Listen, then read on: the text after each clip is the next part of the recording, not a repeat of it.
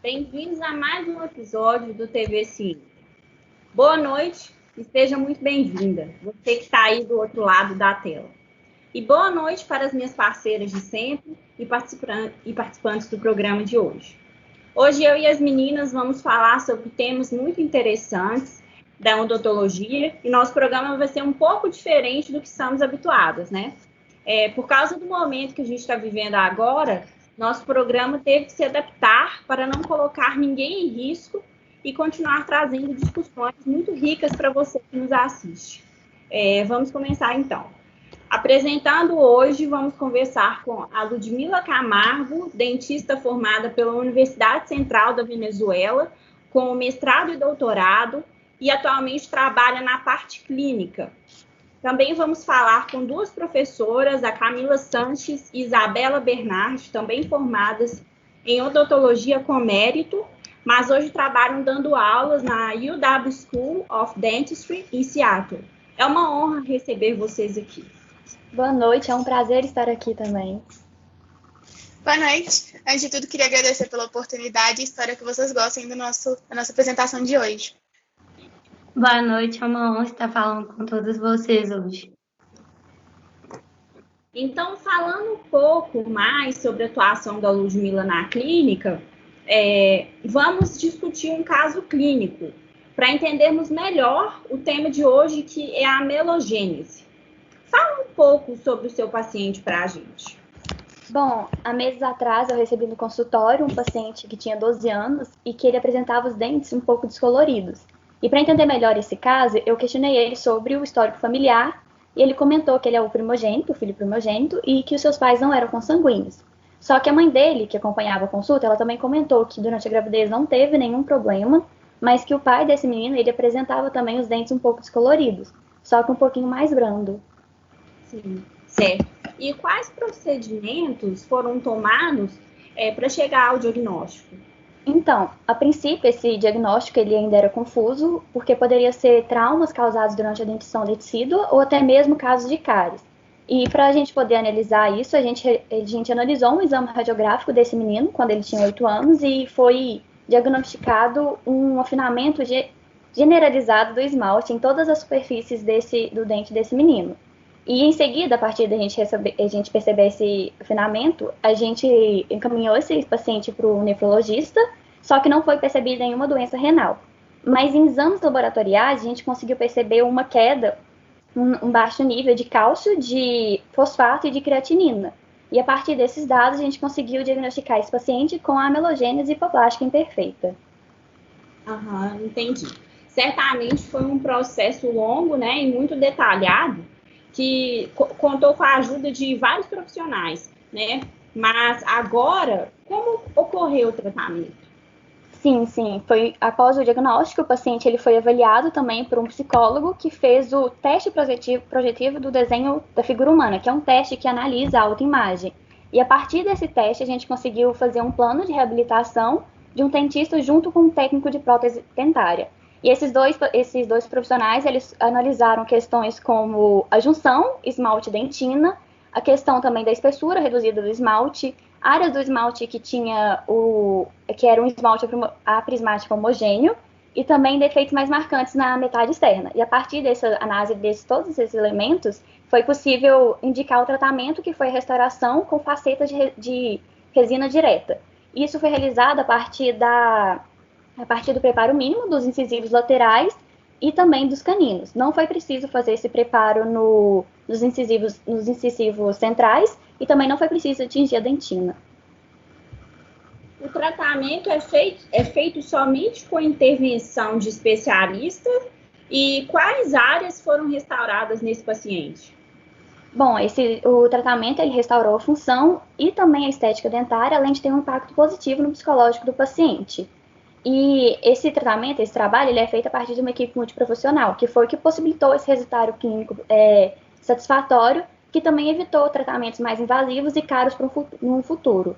E além disso, esse procedimento, ele também deve incluir pessoas que têm amelogênese imperfeita, esse tratamento ele também deve incluir indicações sobre higiene dentária, porque é muito comum nesses casos que a higiene ela seja feita de uma forma mais não seja muito bem feita, porque tem uma alta sensibilidade por conta essa superfície áspera do esmalte, ela pode causar, né, a retenção do biofilme. E além disso, também tem a questão do apoio familiar, tanto para a questão da higiene, quanto para a questão do suporte do paciente. Então, sobre o processo da melogênese, a professora Camila pode explicar mais detalhadamente, certo, Camila? Certinho.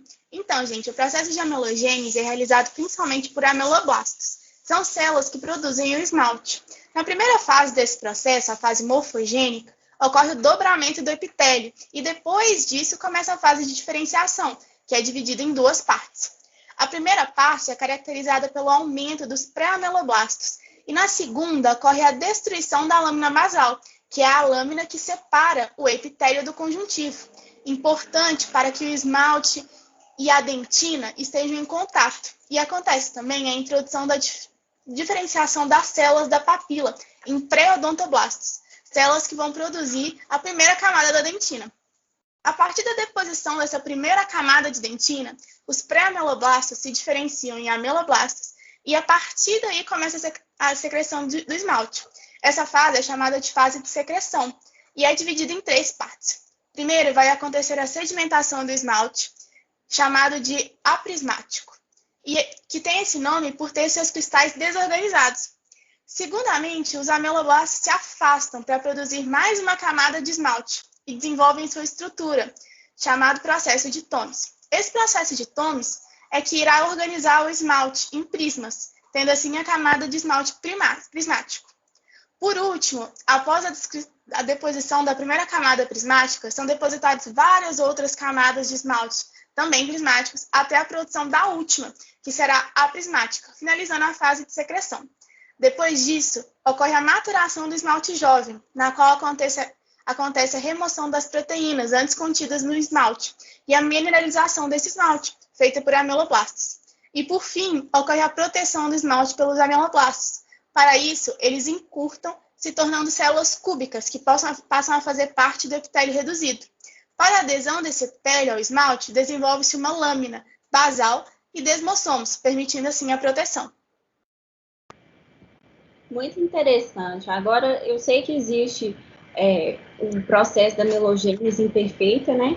E que foi o diagnóstico da doutora Ludmila, que foi tratado de forma muito minuciosa. De forma específica, como funciona essa formação anormal? Bom, a melogênese imperfeita refere-se à formação anormal do esmalte causado por mutações de genes, que altera a qualidade ou a quantidade do esmalte. Devido a essa condição, os dentes afetados podem ser descoloridos, hipersensíveis ou propensos à desintegração e à cárie, comprometendo a mastigação e a estética dental. Isso pode ter um impacto psicossocial, porque a estética dental fica muito comprometida e pode gerar muito constrangimento no paciente. E para finalizar, essa condição possui 3 classificações. A hipoplásica, em que o esmalte mineralizado fino ou ausência completa de esmalte. A hipomaturada, em que se tem a remoção incompleta de proteínas da matriz do esmalte, ficando quebradiço, e a hipocalcificada, que tem um transporte suficiente de íons de cálcio para o esmalte, em desenvolvimento, ficando macio. E existem condições especiais para o tratamento, correto? Sim, existem. Para o tratamento, deve-se considerar a qualidade e a quantidade do esmalte, a idade, a condição socioeconômica, o tipo da amelogênese imperfeita, que eu citei anteriormente, e o estado intraoral do paciente. Não há recomendações definidas de terapias disponíveis para pacientes que sofrem de amelogênese imperfeita, portanto, para um tratamento abrangente que funcione ao longo dos anos e com estética adequada, deve ser feita colaboração entre as especialidades. Entendi. Muito obrigada, Isabela. Então, é com isso que damos ao fim ao programa de hoje. Queria agradecer imensamente a vocês pela disponibilidade de participação. Eu acredito que nossa entrevista foi riquíssima em informações e tenho certeza de que serviu para tirar dúvidas ou despertar muito interesse nos nossos telespectadores. Obrigada, Ludmila, Camila e Isabela, e obrigada a você que acompanhou nesta tarde. Um abraço e até semana que vem.